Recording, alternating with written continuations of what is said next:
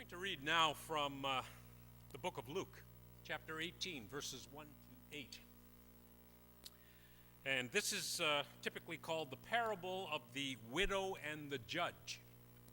If you'd like to read along in your pew Bibles, you'll find it on page 109 in the New Testament. Then Jesus told his disciples a parable to teach them that they should always pray and never become discouraged. In a certain town, there was a judge who neither feared God nor respected people. And there was a widow in that same town who kept coming to him and pleading for her rights, saying, "Help me against my opponent." For a long time, the judge refused to act.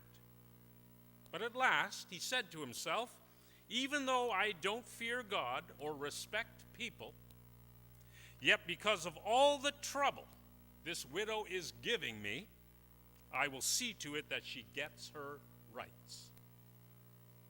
If I don't, she will keep on coming and finally wear me out."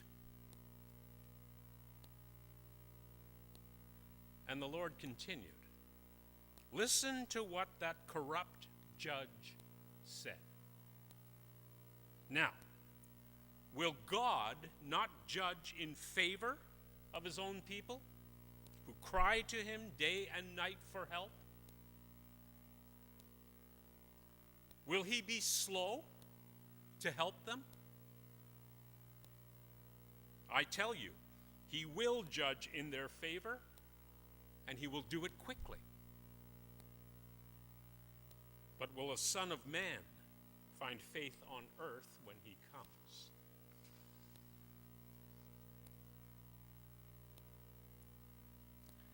What a passage, eh? Who knew that Jesus was such a comedian? I can just imagine Jesus' listeners throwing their heads back, slapping their knees, howling in laughter at this ridiculous tale. A woman pounds and pounds on the door of a nasty and corrupt judge who could not care less about her predicament, until finally he sticks his head out of the window and yells down, "All right already, knock it off. I'll give you whatever you want if you'll just stop banging on my door." Jesus' listeners are laughing full throttle because they know the woman. All her life she's gotten a raw deal because she has nothing. No husband, no inheritance, no social standing, no advocate. They know the judge too, the one who is only out for himself. No public servant, this one. And so they crack up at the idea of one of their own, this powerless woman, annoying the guy everyone loves to hate. Until finally he does something good in spite of himself.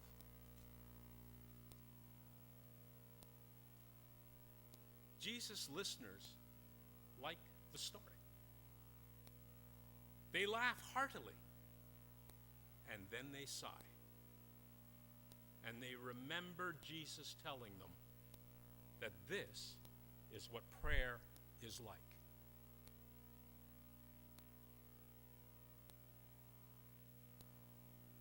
Do you agree? Is this what prayer is like? You ask, you beg, and then finally you get?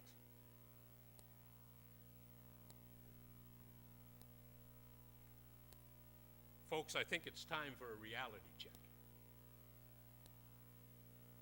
How many people here in Harrow and around the world pound away at God's door, but to no apparent avail? The mother of young children is struck by cancer. So family and friends pray and pray and pray some more, but death comes to the woman anyway.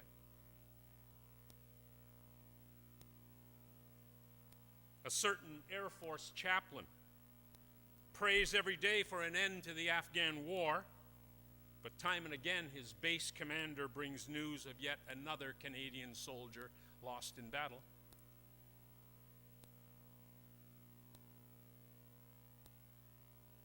How many workers at the Red Cross must be just worn out from praying for comfort and relief in the wake of yet another natural disaster? Is this really what prayer is all about? I'm asking. One might be inclined, I think, to think that God's door is so heavy, so thick, that our pounding is scarcely heard.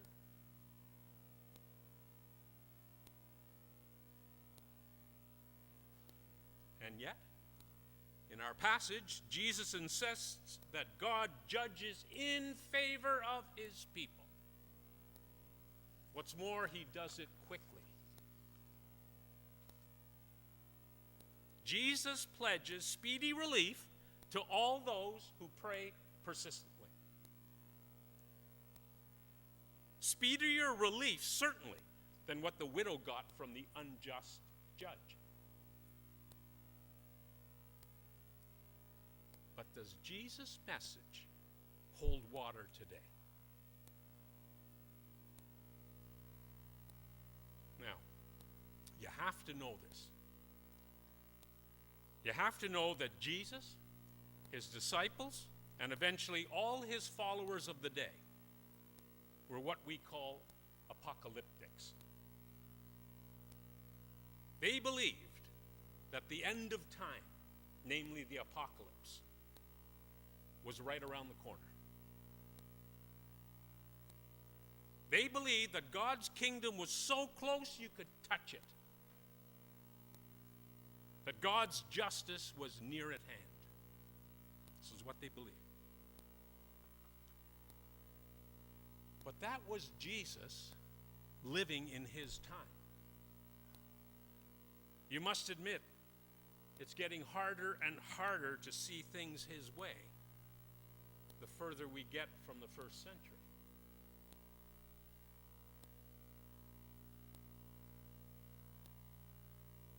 I know for a fact that there are many among us here today who are nearly fed up or have already given up on prayers.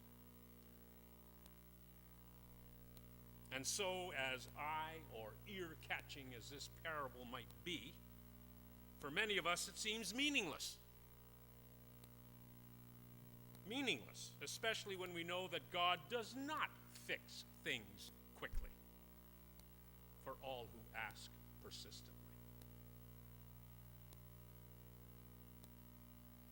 For many of us, God seems more like the unjust judge than Jesus cares to admit.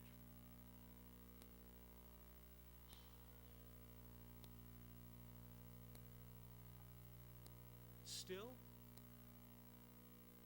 we continue to pray faithfully. We refuse to lose heart. Maybe it's because we've stopped speculating as to when the Lord will return.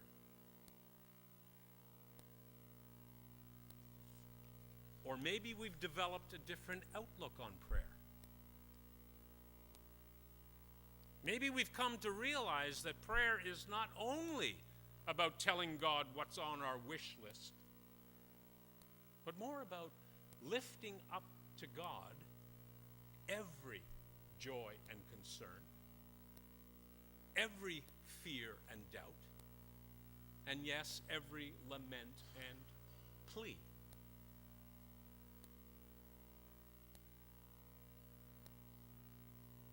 We realize that the answers to our prayers may not come quickly as we think they should.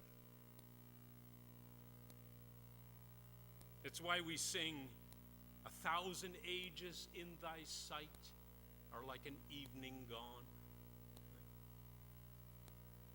That's why we read the words of Isaiah, who reminds us that God's thoughts are not our thoughts, nor are God's ways our ways.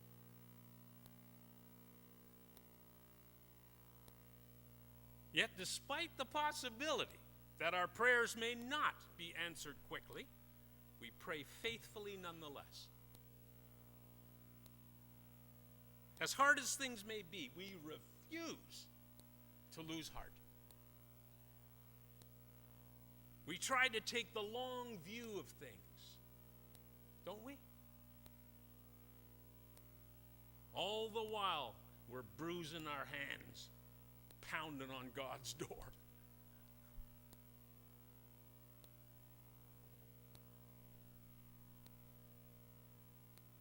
You see, by praying continually and not giving up hope, you know what's going on?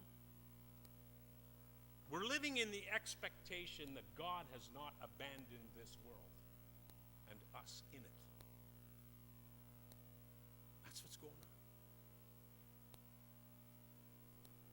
on. Living in hope, we work in whatever ways we can for the justice and peace that we expect to see one day. That's our hope. And we live in hope.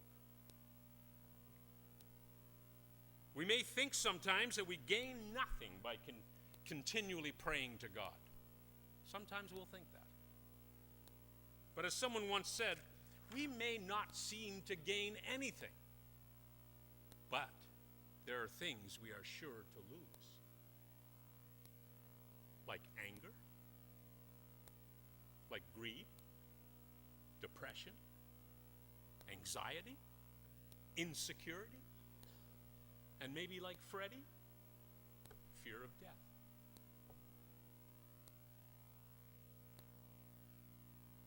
Sometimes the answers to our prayers are not about gaining at all, but rather about losing. And isn't that gain in some sense? I wonder.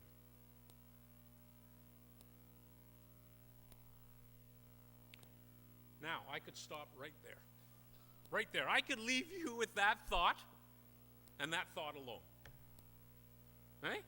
I could leave you so happy you were going home early for lunch. I could just...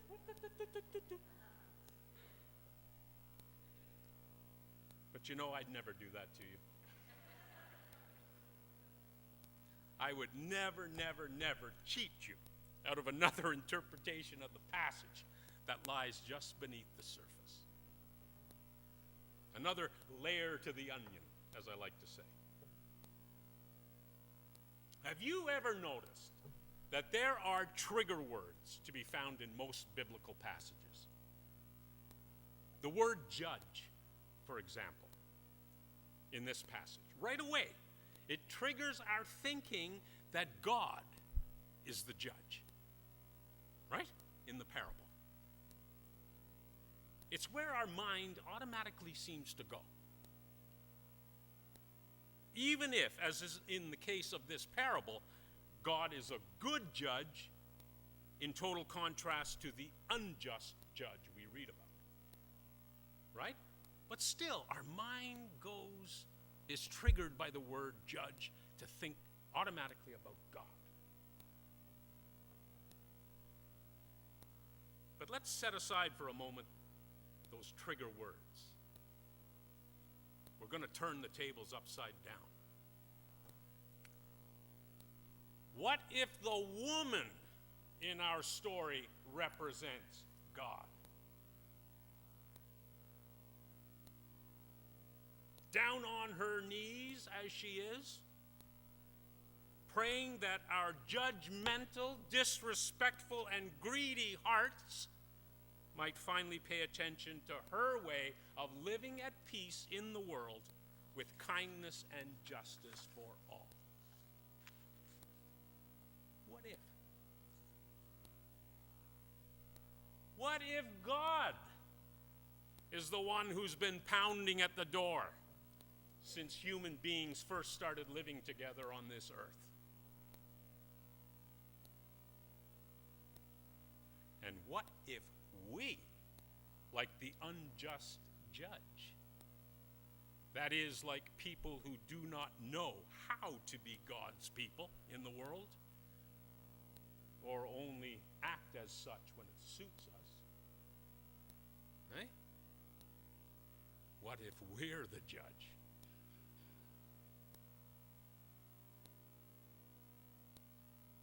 Now the tables are turned.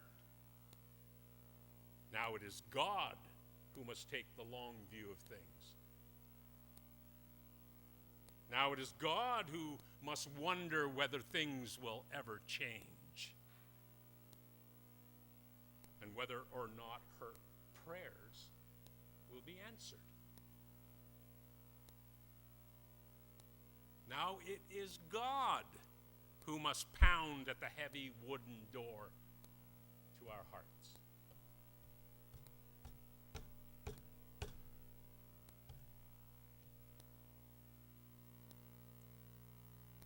It's God who has to pound and bruise her hand. Beaten by the world, with no advocate at all, except love.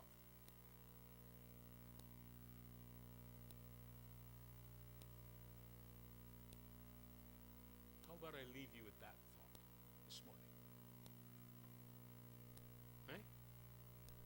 How about I leave you with that turning around in your mind? And take a peek at your watches. You got time before lunch? Eh? You got lots of time to ponder. Larry knows. Hymn number 697, verses 1, 2, and 5. Oh, for a world. 697.